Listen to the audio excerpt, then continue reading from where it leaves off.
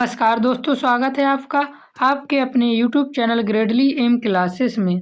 आज की इस वीडियो को क्लास में हम शुरू करने जा रहे हैं बीए सेकंड सेमेस्टर हिस्ट्री, एक बहुत ही important chapter history of medieval India 1206 से 1757 तक। यह हमारी 600 MCQ सीरीज का पार्ट 1 है, जिससे आज हम कवर करेंगे, जिस पर हमने 75 मोस्ट इम्पॉर्टेंट MCQ लिए हुए हैं, जो एग्जाम में बार बार पूछे जा चुके हैं और पूछे जा सकते हैं। अगर आप बीए की किसी भी यूनिवर्सिटी से हैं या सेमेस्टर एग्जाम की सीरियस प्रिपरेशन कर रहे हैं, तो ये वीडियो आपके लिए इम्पोर्टेंट होने वाला है। इसलिए वीडियो को अंत तक जरूर देखिए, नोटबुक साथ रखें और हर क्वेश्चन को कॉन्सेप्ट के साथ समझने की कोशिश कीजिए। हालांकि मैं इसका PDF आपको दे दूंगा, वीडियो के लास्ट में बताऊंगा आपको PDF कहाँ से और कैसे मिलेगा। तो चलिए अपने क्वेश्चंस को शुरू करते हैं। हमारा पहला प्रश्न दिया हुआ है, शुद्ध अरबी सिक्के जारी करने वाला तुर्क सुल्तान कौन था? इसका सही आंसर है इल्तुतमिश। इल्तुतमिश पहला तुर्क सुल्तान था जिसने शुद्ध अरबी सिक्के जारी किए थे। इसने चांदी का टंका यानी इल्तुतमिश ने चांदी का टंका और तांबे का जीतल भी प्रचलित किया था, ये याद रखना। अगला प्रश्न हमारा दिया हुआ है, कुतुब मीनार का निर्माण किसने पूरा किया? तो इसका हमारा सही आंसर हो जाएगा कुतुब मीनार का निर्माण इल्तुतमिश ने पूरा किया था। कुतुब मीनार की नींव कुतुबुद्दीन ऐबक ने रखी थी, लेकिन इसे 3 मंजिल तक पूरा बनाने का श्रेय किसको जाता है? इल्तुतमिश को जाता है। अगला प्रश्न हमारा दिया हुआ है, तुर्कान चिलगानी नामक तुर्की दासों के प्रसिद्ध दल का गठन किसने किया? इसका भी सही आंसर है इल्तुतमिश। इल्तुतमिश ने अपने प्रशासन को मजबूत करने के लिए 40 वफादार तुर्क गुलामों का एक दल बनाया था, जिसे क्या कहा जाता है? चालीसा या तुर्क चिलगानी। चालीसा या तुर्क चिलगानी कहा जाता है। अगला प्रश्न हमारा देखते हैं। अगला प्रश्न दिया हुआ है, अलाई दरवाजा का निर्माण किसने करवाया था? तो अलाई दरवाजा का निर्माण अलाउद्दीन खिलजी ने करवाया था। अलाउद्दीन खिलजी ने कुतुब मीनार के निकट क्या बनवाया था? अलाई दरवाजा बनवाया था, जिसे इस्लामी वास्तुकला का रत्न माना जाता है। अगला प्रश्न देखते हैं। अगला प्रश्न दिया हुआ, किस सुल्तान की आज्ञा से सिद्दी मौला को केवल राजद्रोह के संदेह में फांसी दी गई? तो जलालुद्दीन खिलजी की आज्ञा से सिद्दी मौला को केवल राजद्रोह के संदेह पर फांसी दी गई। उदार स्वभाव के होने के बावजूद जलालुद्दीन खिलजी ने षड्यंत्र के संदेह में सूफी संत सिद्दी मौला को हाथी के पैरों तले कुचलवा दिया था। अगला प्रश्न हमारा देखिए दिया हुआ है, अपने सिक्कों पर किसने अपना उल्लेख द्वितीय सिकंदर के रूप में करवाया? तो इसका हमारा सही आंसर हो जाएगा अलाउद्दीन खिलजी। अलाउद्दीन खिलजी विश्व विजय की इच्छा रखता था, इसलिए उसने सिकंदर ए सानी की यानी द्वितीय सिकंदर की उपाधि धारण की थी। अगला प्रश्न हम देखते हैं। अगला प्रश्न दिया हुआ है, राय रान की उपाधि अलाउद्दीन खिलजी ने किस शासक को प्रदान की? तो इसका सही आंसर है रामचंद्र देव। राय रान की उपाधि अलाउद्दीन खिलजी ने रायचंद्र देव को दी। देवगिरी के यादव राजा चंद्रदेव की अधीनता स्वीकार करने के बाद अलाउद्दीन ने राय रयान की उपाधि और गुजरात को नवासीर जागीर दी थी। अगला प्रश्न हमारा देखिए दिया हुआ है, बाजार नियंत्रण लागू करने वाला सुल्तान था? तो इसका हमारा सही आंसर हो जाएगा अलाउद्दीन खिलजी। अलाउद्दीन खिलजी ने एक विशाल सेना के रखरखाव के लिए वस्तुओं के दाम निश्चित किए और कठोर बाजार नियंत्रण यानी मंडी व्यवस्था लागू की। अगला प्रश्न हमारा दिया हुआ है, राजस्व एवं उपज सुधार का श्रेय सर्वप्रथम किसे दिया जाता है? राजस्व एवं उपज सुधार का श्रेय सर्वप्रथम अलाउद्दीन खिलजी को दिया जाता है। अलाउद्दीन खिलजी ने राजस्व सुधार के तहत भूमि की पैमाइश यानी विश्वा के आधार पर लगान वसूलना शुरू किया था। किसने? अलाउद्दीन खिलजी ने। अगला प्रश्न हमारा देखिए दिया हुआ है, अलाउद्दीन खिलजी भारत का प्रथम मुस्लिम सम्राट था, यह कथन किसका है? इसका सही आंसर है SR शर्मा। अलाउद्दीन खिलजी भारत के प्रथम मुस्लिम सम्राट था, यह कथन SR शर्मा का है। इतिहासकार SR शर्मा ने अलाउद्दीन खिलजी के साम्राज्य विस्तार और प्रशासनिक पकड़ को देखते हुए यह बात कही थी। चलिए अगला प्रश्न देखते हैं। हिजरी सन की शुरुआत कब हुई? इसका सही आंसर है 622 ईस्वी में। 622 ईस्वी में पैगंबर हजरत मोहम्मद साहब ने मक्का मदीना हिजरत के उपलक्ष्य में हिजरी कैलेंडर 622 ईस्वी को जारी किया था। अगला प्रश्न हमारा देखिए दिया हुआ है, महमूद गजनवी किस वंश से संबंधित था? तो महमूद गजनवी यामनी वंश से संबंधित था। महमूद गजनवी का वंश किस वंश के नाम से जाना जाता है? यामनी वंश के नाम से जाना जाता है। अगला प्रश्न हमारा दिया हुआ है, महमूद गजनवी ने सोमनाथ मंदिर पर आक्रमण कब किया? तो इसका हमारा सही आंसर हो जाएगा 1026 में महमूद गजनवी ने सोमनाथ मंदिर पर आक्रमण किया था। अगला प्रश्न हमारा देखते हैं। अगला प्रश्न दिया हुआ है, जयपाल की मृत्यु के बाद हिंदू शाही राज्य की गद्दी पर कौन बैठा? तो इसका हमारा सही आंसर हो जाएगा आनंदपाल। जयपाल की मृत्यु के बाद हिंदू शाही राज्य की गद्दी पर आनंदपाल बैठा। महमूद गजनवी से पराजित होकर आत्मदाह करने वाला राजा जयपाल के बाद उनका पुत्र आनंदपाल शासक बना था। अगला प्रश्न देखते हैं। अगला प्रश्न दिया हुआ है, रणथंभौर विजय के बाद अलाउद्दीन खिलजी को कौन सी उपाधि मिली? तो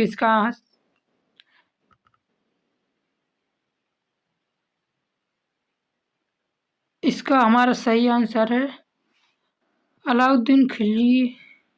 इसमें से हमारा सही आंसर कोई नहीं है, क्योंकि रणथंभौर विजय के बाद किसी विशेष नई उपाधि का प्रमुख उल्लेख नहीं मिला है। ये हमारा क्वेश्चन क्या है? गलत है। अगला प्रश्न देखते हैं। अगला प्रश्न हमारा दिया हुआ, मोहम्मद गौरी ने भारत पर अंतिम आक्रमण कब किया? तो इसका सही आंसर है 1205 ईस्वी को। मोहम्मद गौरी ने भारत पर अंतिम आक्रमण 1205 ईस्वी को किया था। इसने अपना अंतिम अभियान कब चलाया था? 1205 से 6 में पंजाब के खोखर जाटों के विरुद्ध किया था। अगला प्रश्न देखते हैं। अगला प्रश्न दिया, मोहम्मद गौरी को कहाँ दफनाया गया था? तो इसका हमारा सही आंसर हो जाएगा मोहम्मद गौरी को गजनी में दफनाया गया था। अगला प्रश्न देखते हैं। अगला प्रश्न दिया हुआ, राय पिथौरा किस शासक को कहा गया है? तो राय पिथौरा पृथ्वीराज चौहान को कहा गया है। अजमेर और दिल्ली के शासक पृथ्वीराज चौहान तृतीय को क्या कहा गया है? राय पिथौरा कहा गया है। अगला प्रश्न देखते हैं। अगला प्रश्न दिया है, तुर्की शासनकाल में राजभाषा कौन सी थी? तो इसका हमारा सही आंसर है फारसी। तुर्की शासनकाल में राजभाषा फारसी थी। अगला प्रश्न देखते हैं। अगला प्रश्न हमारा दिया हुआ, तुर्कों की सफलता का सबसे महत्वपूर्ण परिणाम क्या था? तो इसका हमारा सही आंसर हो जाएगा तुर्की राज्य की स्थापना। तुर्कों की सफलता का सबसे महत्वपूर्ण परिणाम हुआ तुर्की राज्य की स्थापना हो गई। तुर्की की सफलता का सबसे स्थायी परिणाम भारत में एक केंद्रीय मुस्लिम सत्ता यानी दिल्ली सल्तनत की स्थापना थी। अगला प्रश्न देखते हैं। हिंदू को धर्म से विमुख करने का आधार क्या था? मूर्ति पूजा, तंत्र मत और कर्म कांड, ये तीनों हिंदुओं को धर्म से विमुख करने का आधार था। तत्कालीन मुस्लिम आक्रमणकारियों ने हिंदू धर्म की इन प्रथाओं को अपना धर्म का प्रचार तर्क बना दिया। यही हमारे धर्म की कमजोरी बन गई। अगला प्रश्न हमारा देखिए दिया हुआ है, 12वीं शताब्दी में भारत की आर्थिक स्थिति कैसी थी? तो 12वीं शताब्दी में भारत की स्थिति संपन्न थी। भारत अपनी अपार धन संपदा के कारण सोने की चिड़िया कहलाता था। इसी आकर्षण के कारण विदेशी आक्रमण हुए थे। अगला प्रश्न हमारा देखिए दिया हुआ है, दिल्ली सल्तनत का प्रथम शासक कौन था? तो दिल्ली सल्तनत का प्रथम शासक कुतुबुद्दीन ऐबक था। 1206 ईस्वी में कुतुबुद्दीन ऐबक ने सल्तनत की औपचारिक नींव रखी थी। अगला प्रश्न देखिए दिया हुआ है, दिल्ली सल्तनत की स्थापना कब हुई? तो अभी हमने बताया 1206 ईस्वी में हुई थी। अगला प्रश्न हमारा देखिए दिया हुआ है, कुतुबुद्दीन ऐबक की मृत्यु का कारण क्या था? कुतुबुद्दीन ऐबक घोड़े से गिरकर मर गया था। 1210 ईस्वी में लाहौर में चौगाने यानी पोलो खेलते समय घोड़े से गिरने के कारण कुतुबुद्दीन ऐबक की मृत्यु हो गई थी। अगला प्रश्न दिया हुआ है, लाख बख्श की उपाधि किस सुल्तान को मिली? तो इसका सही आंसर है कुतुबुद्दीन ऐबक को लाख बख्श की उपाधि मिली। अपनी उदारता और लाखों का दान करने के कारण कुतुबुद्दीन ऐबक को लाख बख्श की उपाधि मिली थी। अगला प्रश्न देखिए हमारा दिया हुआ है, अजमेर की 2.5 दिन का झोपड़ा मस्जिद किसने बनवाई? तो इसका सही आंसर है कुतुबुद्दीन ऐबक ने। ऐबक ने अजमेर में एक संस्कृत विश्वविद्यालय को तोड़कर 2.5 दिन का झोपड़ा मस्जिद बनवाई थी। अगला प्रश्न देखते हैं, कुतुबुद्दीन ऐबक को दास के रूप में किसने खरीदा? कुतुबुद्दीन ऐबक को दास के रूप में फर्रुखुद्दीन अब्दुल अजीज ने खरीदा था। अगला प्रश्न देखते हैं, मोहम्मद गौरी ने ऐबक को सूबेदार कब बनाया? मोहम्मद गौरी ने ऐबक को सूबेदार 1192 ईस्वी को बनाया था। अगला प्रश्न हमारा देखिए दिया हुआ है, गुलाम वंश का शासनकाल माना जाता है। यह इसका सही आंसर है 1206 से 1290 ईस्वी। दिल्ली सल्तनत का यह पहला वंश था गुलाम वंश, जो कि 1206 से 1290 तक चला था। अगला प्रश्न हमारा देखिए, ऐबक के प्रमुख प्रतिनिधि कौन थे? तो इसका सही आंसर है नसरुद्दीन कोबाचा, ताजुद्दीन यलदौज और राजपूत, तीनों ऐबक के प्रमुख प्रतिनिधि थे। अगला प्रश्न हमारा देखिए दिया हुआ है, मामलुक सुल्तान का अर्थ क्या है? मामलुक सुल्तान का अर्थ है दास सुल्तान। इतिहासकार हबीबुल्लाह ने गुलाम वंश में मामलुक शब्द का प्रयोग किया, जिसका अर्थ होता है स्वतंत्र माता पिता से उत्पन्न दास। तो मामलुक सुल्तान का अर्थ दास सुल्तान होता है। अगला प्रश्न हमारा देखिए दिया हुआ है, ऐबक के दरबार में कौन से विद्वान थे? तो इसका सही आंसर है फ़ाक़े मुदबिर और हसन निजावी, दोनों क्या थे? ऐबक के दरबार में विद्वान थे। अगला प्रश्न हमारा देखिए, इल्तुतमिश किसका दामाद था? तो सही आंसर है इल्तुतमिश कुतुबुद्दीन ऐबक का दामाद था। इल्तुतमिश क्या कुतुबुद्दीन ऐबक का दास भी था और यह दामाद भी था। अगला प्रश्न हमारा देखिए दिया हुआ है, इल्तुतमिश भारत में मुस्लिम प्रभुत्व का जनक था, यह कथन किसका है? तो इसका हमारा सही आंसर है डॉक्टर आर.पी. त्रिपाठी।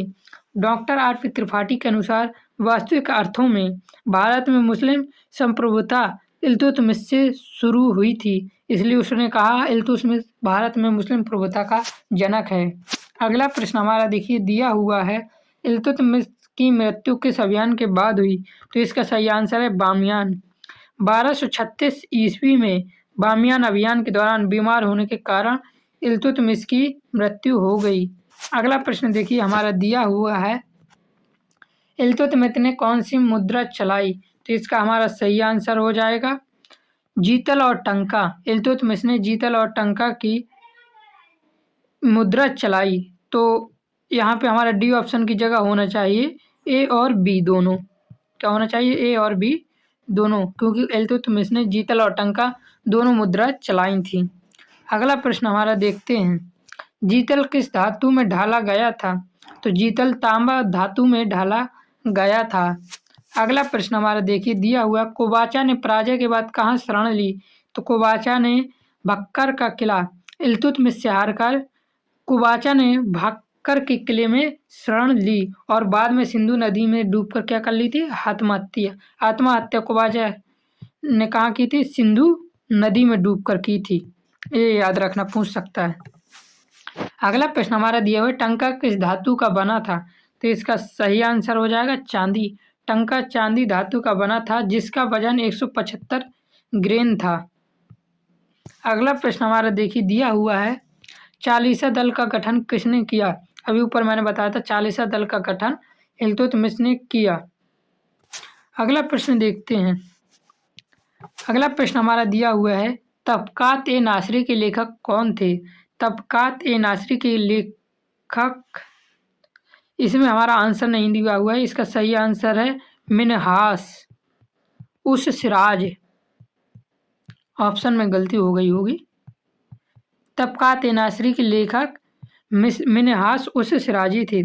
मिनहास उस सिराजी ने प्रसिद्ध ग्रंथ तबकात ए नासरी लिखा था। अगला प्रश्न हमारा देखते हैं, दिया हुआ एकता व्यवस्था किसने प्रारंभ की? तो इसका सही आंसर हो जाएगा इल्तुतमिश ने एकता व्यवस्था प्रारंभ की। भारत में प्रशासनिक और सैन्य सुधार के लिए एकता प्रथा इल्तुतमिश ने शुरू की थी?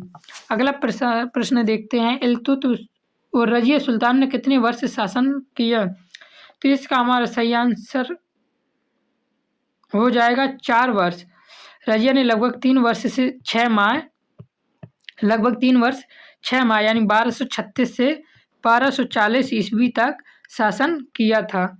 अगला प्रश्न देखते हैं, रजिया के पतन का प्रमुख कारण क्या था? उसका सही आंसर हो जाएगा गुलाम सरदारों की महत्वाकांक्षा। तुर्क सरदार यानी चालीसा एक महिला के अधीन कार्य नहीं करना चाहते थे और वे स्वयं शक्तिशाली बनना चाहते थे, इसीलिए गुलाम सरदारों की महत्वाकांक्षा के कारण रजिया के पतन का कारण बना। अगला प्रश्न हमारा देखिए दिया हुआ है, रजिया तथा अल्तुनिया की मृत्यु कब हुई? तो रजिया तथा अल्तुनिया की मृत्यु 1240 ईस्वी में केथल के पास डाकुओं द्वारा हत्या कर दी गई। अगला प्रश्न हमारा देखिए दिया हुआ है, कबीर खां अयाज को रजिया ने किसका सूबेदार बनाया? तो इसका हमारा सही आंसर हो जाएगा लाहौर को। कबीर खां अयाज ने रजिया को लाहौर का सूबेदार बनाया। अगला प्रश्न हमारा देखते हैं, जमालुद्दीन याकूत को किस पद पर नियुक्त किया गया? तो इसका सही आंसर हो जाएगा अमीर-ए-आखुर। रजिया ने अबिसिनियाई मूल याकूत को अमीर-ए-आखुर अश्वासाला का प्रधान बनाया था। अगला प्रश्न देखते हैं, रजिया ने सिंहासन प्राप्त करने हेतु किस उपाय का प्रयोग किया?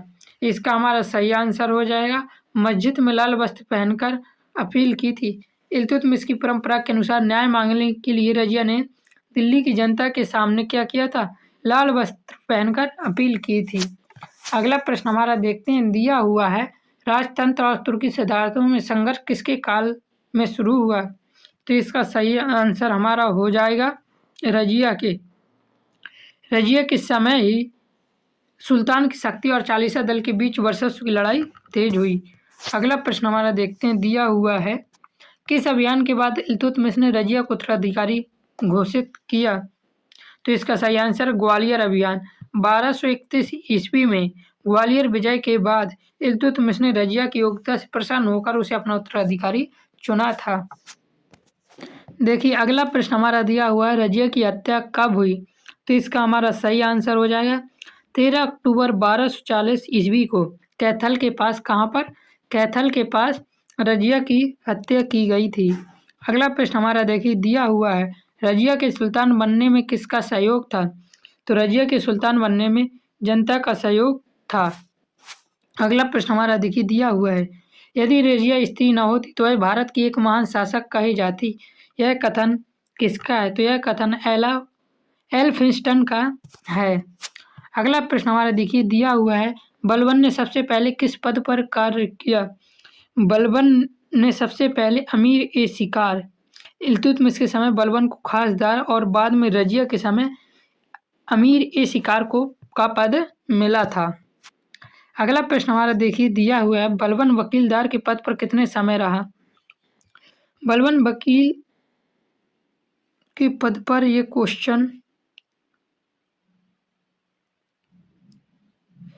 क्वेश्चन हमारा क्या गलत है, क्योंकि यह रहा नहीं था। बलबन के विभिन्न पदों के समय का विवरण स्रोत अलग अलग है।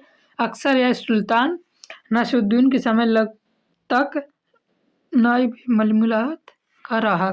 ये हमारा क्वेश्चन क्या है? गलत है। अगला प्रश्न हमारा देखते हैं, सिंहासन की मर्यादा हेतु बलबन ने कौन सी नीति अपनाई? सिंहासन की मर्यादा हेतु बलबन ने सिजदा नीति अपनाई थी। अगला प्रश्न देखते हैं, चालीसा अमीरों के विनाश हेतु किस फाटक पर लटकाया गया?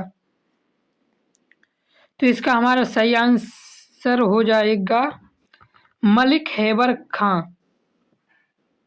40 अमीरों के विनाश हेतु किसे फाटक पर लटकाया गया? तो मलिक हैबर खां को फाटक पर लटकाया गया।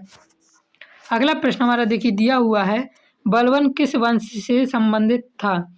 इसका हमारा सही आंसर हो जाएगा इलवारी। बलबन इलवारी वंश से संबंधित था। अगला प्रश्न देखिए दिया हुआ है, बंगाल विजय में बलबन किस पुत्र को साथ ले गया?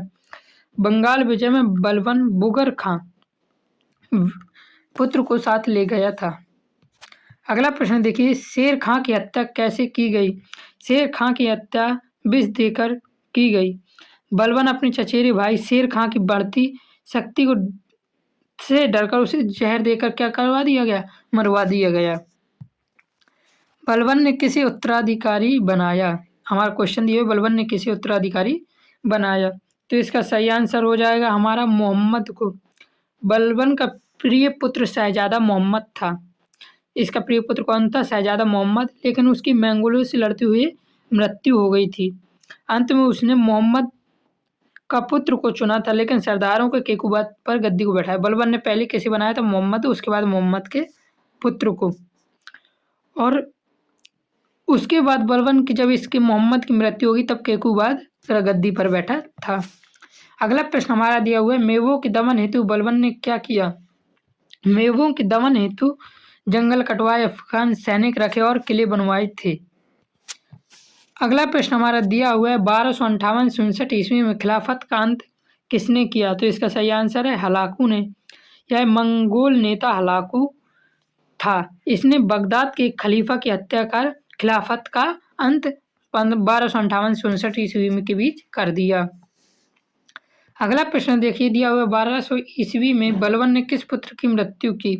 1280 ईस्वी में बलबन ने मोहम्मद खां की मृत्यु की। अगला प्रश्न हमारा देखिए, दिया हुआ है, राजत्व सिद्धांत किसने प्रारंभ किया? इसका सही आंसर हो जाएगा बलबन ने। राजत्व सिद्धांत बलबन ने प्रारंभ किया। बलबन ने सुल्तान के पद को दैवीय माना और राजत्व का व्यापक सिद्धांत दिया। अगला प्रश्न दिया है, सुल्तान ईश्वर का प्रतिनिधि है। यह सिद्धांत किसका है? यह सिद्धांत बलबन का है। बलबन ने स्वयं को ईश्वर का प्रतिनिधि बताया। किसका प्रतिनिधि? बलबन ने स्वयं को ईश्वर की प्रतिनिधि और ईश्वर की छाया भी कहा था। अगला प्रश्न दिया हुआ है, कैकुबाद कौन था?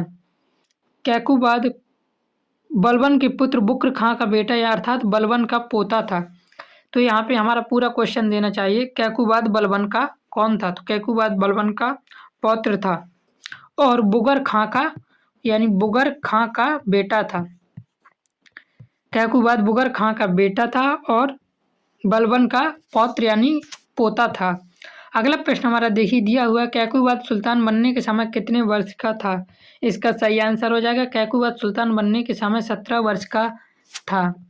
अगला प्रश्न देखिए, दिया हुआ फखरुद्दीन मोहम्मद कौन था?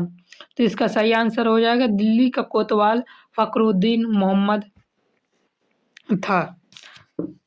दिल्ली का कोतवाल फखरुद्दीन मोहम्मद था। अगला प्रश्न देखिए, हमारे दिया निजामुद्दीन दिल्ली का क्या था? तो निजामुद्दीन दिल्ली का वजीर था।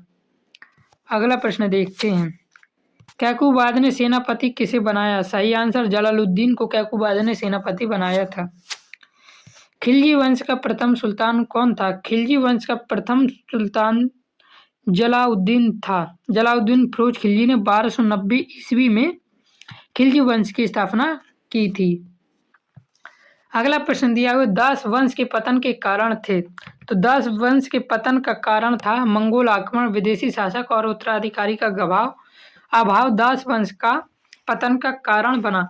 अयोग्य उत्तराधिकारी थे क्योंकि इनके। हमारा आखिरी प्रश्न दिया हुआ, 1279 ईस्वी में बलबन का उत्तराधिकारी कौन था? तो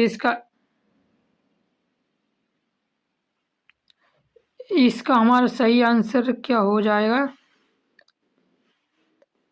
शहजादा मोहम्मद यानी मोहम्मद है इसका सही आंसर।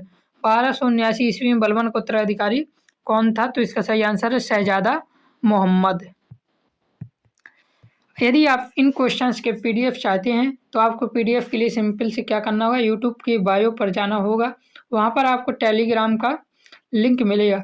उस लिंक पर आप मैसेज करेंगे, हम लिंक पर मैसेज करने पर आपको पीडीएफ दिए जाएंगे। पीडीएफ के लिए आपसे थोड़ा पेमेंट भी लगेगी, जो कि 19 रुपये का पेमेंट होगा। 19 रुपये का पेमेंट करते ही आपको हमारे सारे पीडीएफ का एक्सेस मिल जाएगा और इसकी वैलिडिटी आपकी अनलिमिटेड टाइम तक रहेगी, यानी जब तक हमारा चैनल और हम रहेंगे तब तक उसकी वैलिडिटी रहेगी। एक बार आपको पेमेंट करना होगा। हमारे चैनल पर जितने भी वीडियो आएंगे सारे वीडियो की पीडीएफ बिल्कुल उसके बाद मुफ्त होगी। तो जय हिंद, जय दोस्तों।